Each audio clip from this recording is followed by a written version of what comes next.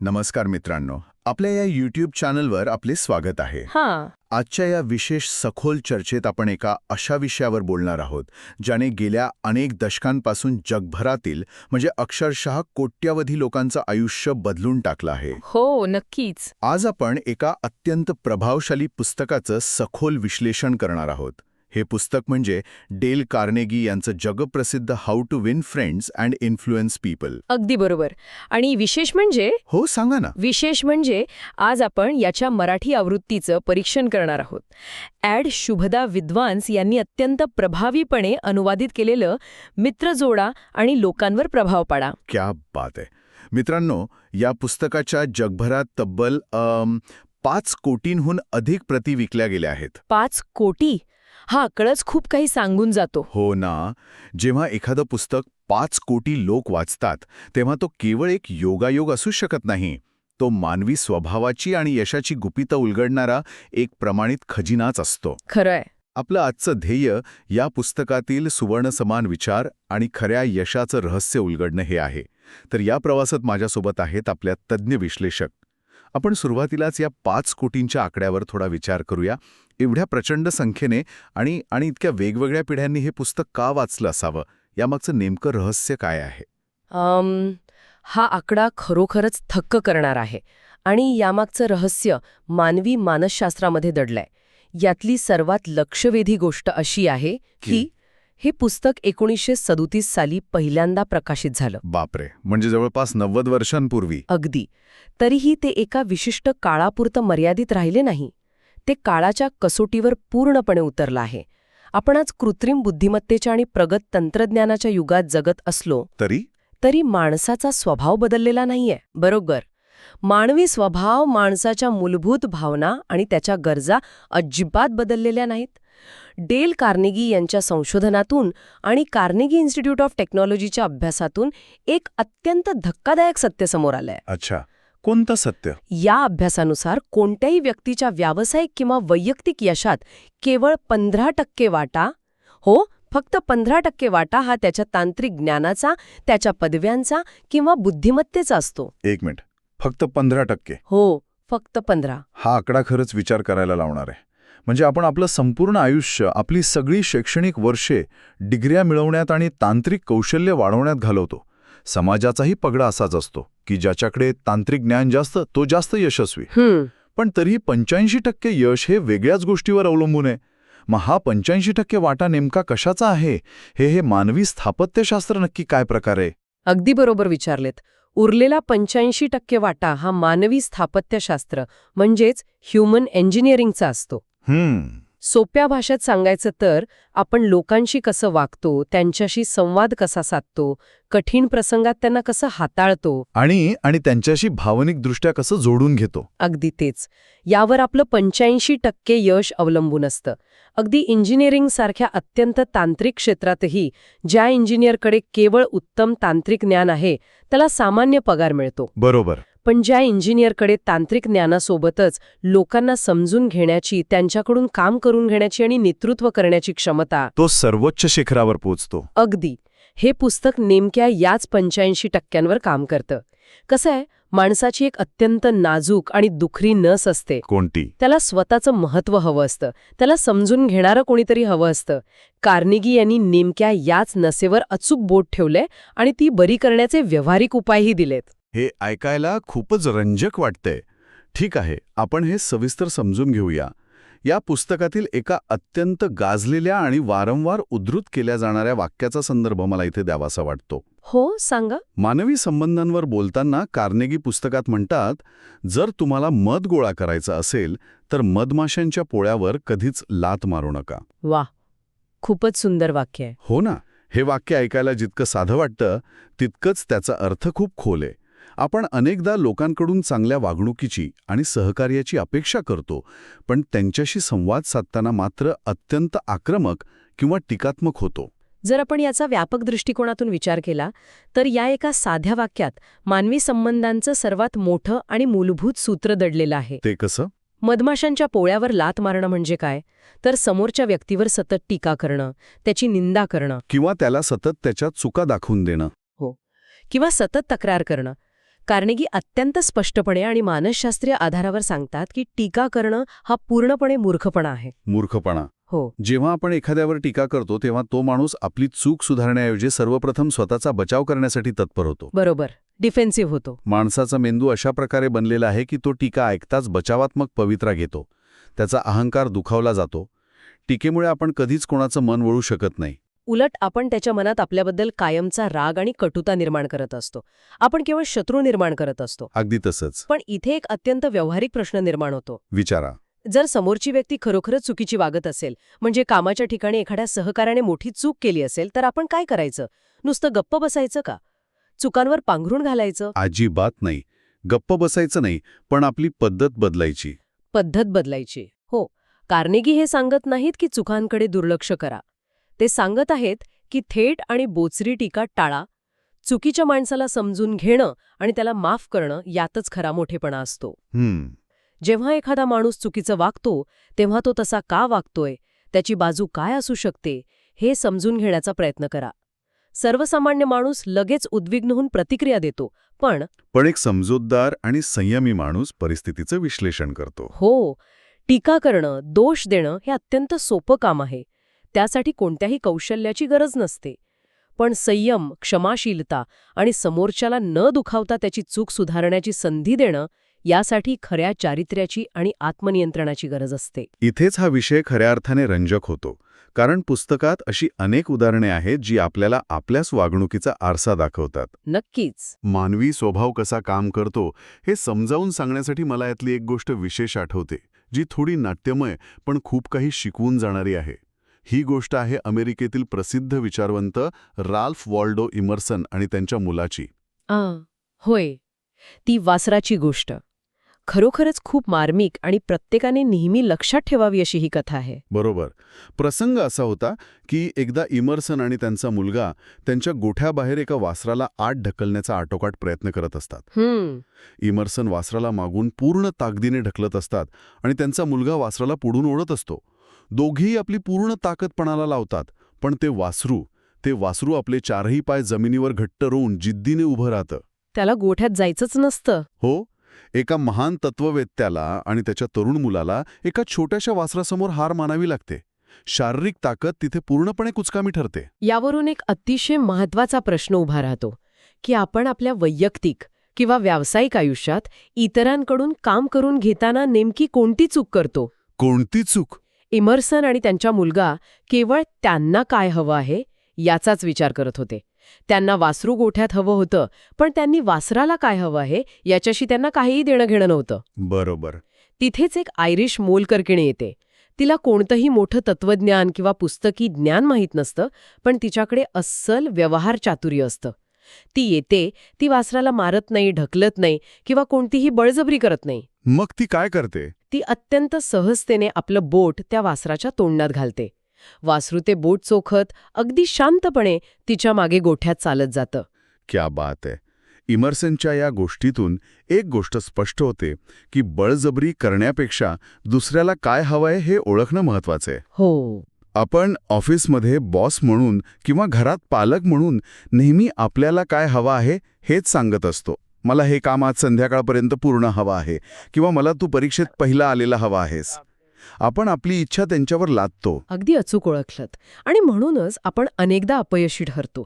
या छोट्याशा प्रसंगातून कार्नेगी एक भक्कम मानसशास्त्र मांडतात.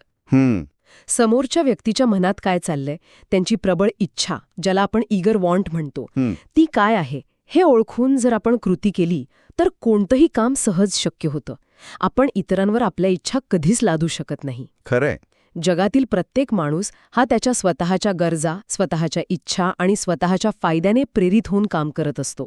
जर आपल्याला कोणाकडून काही करून घ्यायचं असेल तर त्यांच्या मनात ती गोष्ट करण्याची इच्छा निर्माण करणं हाच एकमेव मार्ग आहे. त्यांना असं वाटायला हवं की ते काम करणं त्यांच्या फायद्याचं आहे. पण प्रत्यक्ष आयुष्यात रोजच्या धावपळीत आपण हे कसं लागू करू शकतो? या पुस्तकात अशी कोणती व्यावहारिक सूत्र आहेत जी आपण आजपासूनच, अगदी आत्तापासूनच आपल्या आयुष्यात वापरू शकतो? डेल कार्नेगी यांचं सर्वात मोठं योगदानच हेच आहे की त्यांनी केवळ तत्वज्ञान न मांडता अत्यंत सोपी आणि व्यावहारिक सूत्र दिली आहेत ज्यांची आपण दैनंदिन जीवनात अंमलबजावणी करू शकतो. बरं. यातील काही प्रमुख आणि अत्यंत प्रभावी सूत्र आपण सविस्तर पाहूया. यातील पहिलं सूत्र आहे, प्रामाणिकपणे आणि मुक्त कंठाने इतरांचं कौतुक करा. लक्षात घ्या, कार्नेगी इथे स्पष्टपणे प्रामाणिक कौतुक म्हणत आहेत. ऑनेस्ट आणि सिन्सिअर ॲप्रिसिएशन. पण थांबा, अनेकदा कौतुक करणं आणि खुशामत करणं म्हणजे दुसऱ्या शब्दात मस्का मारणं यातली सीमारेषा खूप पुसट असते. हो, ते तर आहेच. आपण पाहतो की अनेक लोक बॉसची किंवा इतर प्रभावी लोकांची खोटी स्तुती करत असतात. आणि लोकही इतके हुशार असतात की ते लगेच ओळखतात की आपण खोटं बोलत आहोत. मग हे प्रामाणिक कौतुक नेमकं कसं करायचं आणि या दोन्हीतला फरक काय आहे? हा खूप महत्वाचा आणि कळीचा प्रश्न आहे. कार्नेगी यांनी यावर अतिशय स्पष्ट विवेचन केलंय. खोटी स्तुती आणि प्रामाणिक कौतुक यातला मुख्य फरक हा हेतूचा असतो. हेतूचा. हो, खोटी स्तुती ही वरवरची असते. ती स्वार्थी हेतूने केवळ स्वतःचा फायदा करून घेण्यासाठी केलेली असते. ती ओठांवरून येते. या उलट प्रामाणिक कौतुक हे हृदयातून येतं. ते निस्वार्थ असतं. प्रामाणिक कौतुक करण्यासाठी तुम्हाला समोरच्या व्यक्तीच्या खऱ्या चांगल्या गुणांचं निरीक्षण करावं लागतं. केवळ तू खूप छान आहेस असं म्हणणं म्हणजे खुशावत असू शकते. पण कालच्या मीटिंगमध्ये तू ज्या पद्धतीने तो कठीण प्रश्न हाताळलास ते खरोखरच कौतुकास्पद होतं. असं विशिष्ट कारण सांगून केलेलं कौतुक हे प्रामाणिक असतं. अगदी बरोबर. जेव्हा आपण असं मनापासून कौतुक करतो तेव्हा आपण समोरच्याच्या हृदयाला स्पर्श करतो आणि एक अतूट नातं निर्माण करतो. हे खूपच स्पष्ट करणारे आहे. विशिष्ट आणि प्रामाणिक असणं हीच गुरुकिल्ली आहे. आता आपण दुसऱ्या सूत्राकडे वळूया. हे पुस्तक सांगतं की मानवी संबंध सुधारण्यासाठी संवाद अत्यंत महत्वाचा आहे. हो, आणि दुसरं महत्वाचं सूत्र संवादाशी संबंधित आहे, पण ते बोलण्याबद्दल नसून ऐकण्याबद्दल आहे. अच्छा. दुसरं सूत्र आहे, एक उत्तम श्रोता बना. म्हणजे बी अ गुड लिस्नर. आजच्या जगात प्रत्येकाला स्वतःबद्दल बोलायचंय, स्वतःच्या समस्या सांगायच्या आहेत. आपलं शांतपणे ऐकून घेणारं कोणीतरी असावं, ही आजच्या माणसाची सर्वात मोठी भावनिक भूक आहे. विशेषतः आजच्या मोबाईल आणि सोशल मीडियाच्या काळात जिथे आपला अटेन्शन स्पॅन खूप कमी झालाय. खरंय. आपण अनेकदा पाहतो की समोरचा माणूस आपल्याशी काहीतरी महत्त्वाचं बोलत असतो आणि आपण मात्र आपल्या मोबाईल स्क्रीनवर स्क्रोल करत असतो. आपण फक्त उत्तर देण्यासाठी ऐकत असतो, समजून घेण्यासाठी नाही. हीच आजच्या काळातील सर्वात मोठी शोकांतिका आहे. जर आपण समोरच्या व्यक्तीला स्वतःबद्दल बोलायला प्रोत्साहन दिलं, त्यांना प्रश्न विचारले आणि त्यांचं बोलणं पूर्ण लक्ष देऊन डोळ्यात डोळे घालून ऐकलं, तर ती व्यक्ती आपल्याला जगातील सर्वात उत्तम आणि आकर्षक संवादक मानेल. अगदी. यासाठी आपल्याला स्वतः जास्त बोलण्याची गरजच नसते. उत्तम श्रोता असणं हे समोरच्या व्यक्तीला एक प्रकारचा सन्मान देण्यासारखं आहे. ऐकण्याने माणसं ज्या वेगाने जोडली जातात तशी ती इतर कोणत्याही मार्गाने जोडली जात नाहीत. क्या बात आहे.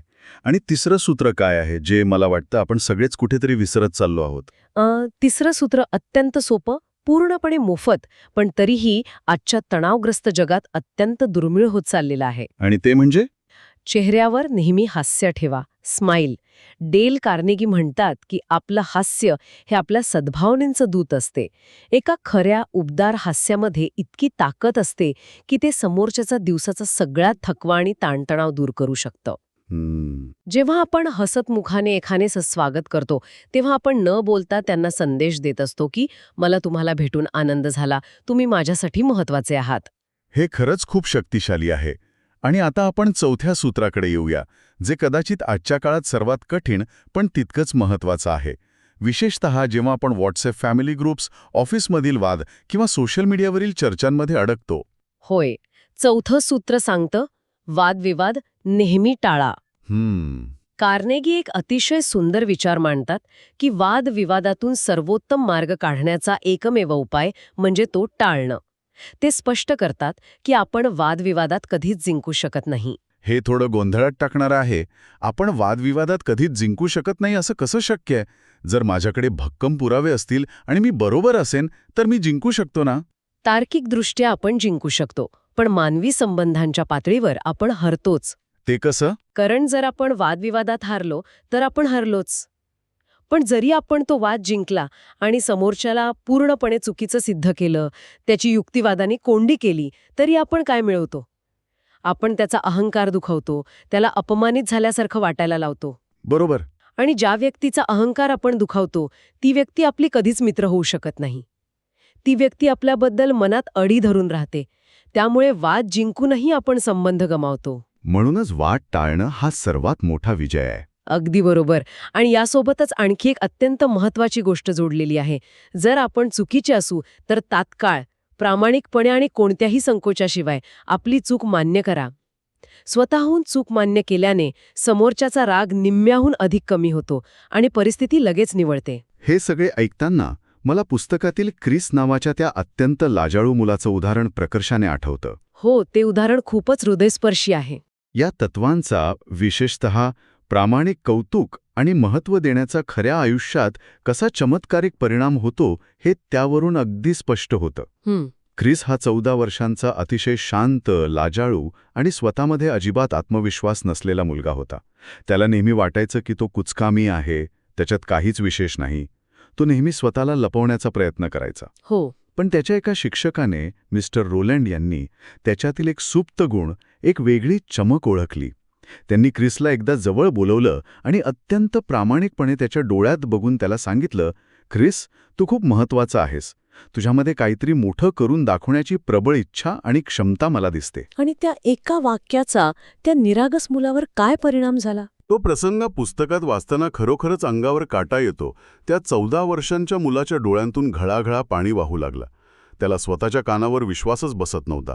त्याने अत्यंत भावूक होऊन विचारलं, मी खरोखरच चांगला आहे? मी तुमच्यासाठी महत्वाचा आहे? जेव्हा शिक्षकांनी अत्यंत आत्मीयतेने त्याला खात्री दिली, तेव्हा त्या मुलाची संपूर्ण देहबोलीच बदलली.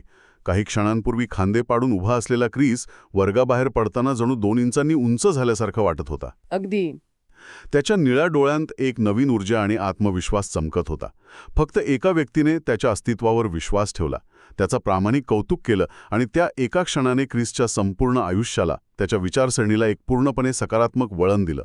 हे उदाहरण सिद्ध करतं की मानवी मनात प्रेमाची, कौतुकाची आणि स्वीकृतीची किती मोठी भूक असते. मला महत्त्व द्या, माझ्या अस्तित्वाची दखल घ्या, ही जगातील प्रत्येक माणसाची न सांगता येणारी पण अत्यंत प्रबळ मागणी असते. खरंय. जेव्हा आपण आपल्या संवादातून आणि वागणुकीतून ही मागणी पूर्ण करतो, तेव्हा आपण केवळ मित्रच जोडत नाही, तर आपण लोकांचं आयुष्यही बदलत असतो, त्यांच्यात नवीन प्राण फुंकत असतो. अगदी बरोबर. आपण आज या सर्व तत्वांची खूप सविस्तर चर्चा केली. आता आपण चर्चेच्या एका अत्यंत महत्त्वाच्या आणि समारोपाच्या टप्प्यावर आलो आहोत. हे पुस्तक 1937 साली, म्हणजे जवळपास 90 वर्षांपूर्वी पहिल्यांदा प्रकाशित झालं. आजच्या या 21व्या शतकातील धावपळीच्या, ताणतणावाच्या आणि एकमेकांपासून दुरावलेल्या डिजिटल युगात हे पुस्तक का वाचावं, याची आजच्या तरुण पिढीला किंवा व्यावसायिकांना काय गरज आहे? मला तर असं वाटतं की आज याची गरज पूर्वीपेक्षा अनेक पटींनी जास्त आहे. का बरं? आज आपण सोशल मीडिया आणि इंटरनेटच्या माध्यमातून संपूर्ण जगाशी तांत्रिकदृष्ट्या जोडले गेलो आहोत, पण भावनिक पातळीवर मात्र आपण एकमेकांपासून खूप दुरावलो आहोत. लोकांमध्ये संयम राहिलेला नाही, कॅन्सल कल्चर वाढलंय आणि एकमेकांवर चिखलफेक करणं खूप सहज झालंय. हो, ते तर रोजच बघतो आपण. कामाच्या ठिकाणी असलेला प्रचंड ताण, कॉर्पोरेट जगातील गळेकापू स्पर्धा, घरात आणि समाजात वाढणारे छोटे मोठे संघर्ष, या सर्वांवर मात करण्यासाठी हे पुस्तक एका मॅन्युअल म्हणजे मानवी संबंधांच्या मार्गदर्शक पुस्तिकेसारखं काम करतं.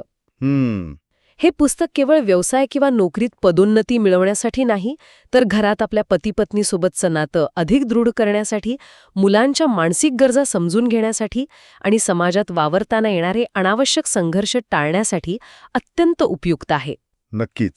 या पुस्तकातून मिळणारा सर्वात मोठा आणि क्रांतिकारी धडा जर कोणता असेल, तर तो म्हणजे समोरच्या व्यक्तीच्या दृष्टिकोनातून जगाकडे बघायला शिकणं, म्हणजे एम्पथी. अगदी बरोबर. आपण नेहमी स्वतःच्याच चष्म्यातून जग पाहतो, आपल्याला काय हवंय याचाच विचार करतो आणि त्यामुळेच सर्व गैरसमज आणि वाद निर्माण होतात. पण जेव्हा आपण काही क्षणांसाठी समोरच्या व्यक्तीच्या शूजमध्ये पाय घालून त्यांच्या परिस्थितीचा विचार करतो, तेव्हा आपल्याला त्यांचा दृष्टिकोन समजतो. कार विसरू शकतो आणि जेव्हा आपला अहंकार गळून पडतो, तेव्हाच आपण खऱ्या अर्थाने एक आनंदी, समाधानकारक आणि शांततापूर्ण जीवन जगू शकतो. खूपच सखोल आणि सुंदर विचार. हे पुस्तक खरोखरच प्रत्येकाने आपल्या संग्रही ठेवावं आणि वेळोवेळी वाचावं असंच आहे. आणि श्रोतेहो, या सखोल चर्चेच्या शेवटी मला एक नवीन आणि थोडासा वेगळा विचार तुमच्या सर्वांसमोर मांडायचा आहे. नक्की मांडा. आपण सगळेच आयुष्यात यशस्वी होण्यासाठी नेहमी स्वतःची बुद्धिमत्ता वाढवण्यावर, नवीन तंत्रज्ञान शिकण्यावर आणि नवनवीन कौशल्ये आत्मसात करण्यावर भर देतो. पण या सर्व चर्चेनंतर थोडा शांतपणे विचार करा. जर आपल्या व्यावसायिक आणि वैयक्तिक यशातील सर्वात मोठा अडथळा आपली बुद्धिमत्ता किंवा ज्ञानाचा अभाव नसून आपला स्वतःचाच अहंकार असेल तर? आपण नेहमी कोणत्याही परिस्थितीत मीच कसा बरोबर आहे हे सिद्ध करण्याची जी सतत धडपड करत असतो, तीच धडपड आपल्याला पुढे जाण्यापासून मागे खेचत असेल तर? काय होईल जर आपण उद्यापासून कोणत्याही संघर्षात किंवा वादात स्वतःला बरोबर सिद्ध करण्याऐवजी एक पाऊल मागे घेऊन समोरच्याला समजून घेण्याचं शस्त्र वापरलं? हा विचार नक्की करून पाहावा असाच आहे. हो ना? कदाचित तुमच्या आयुष्यातील अनेक गुंतागुंतीच्या समस्यांचं आणि ताणतणावाचं उत्तर या एकाच प्रश्नात दडले असेल. मित्रांनो, तुम्हाला जर का हा आजचा व्हिडिओ आवडला असेल तर आपल्या चॅनलला लाईक, शेअर आणि सबस्क्राईब करायला विसरू नका. चला तर मग एका नवीन पुस्तकासोबत पुन्हा भेटूयात पुढच्या व्हिडिओमध्ये. तोपर्यंत नमस्कार.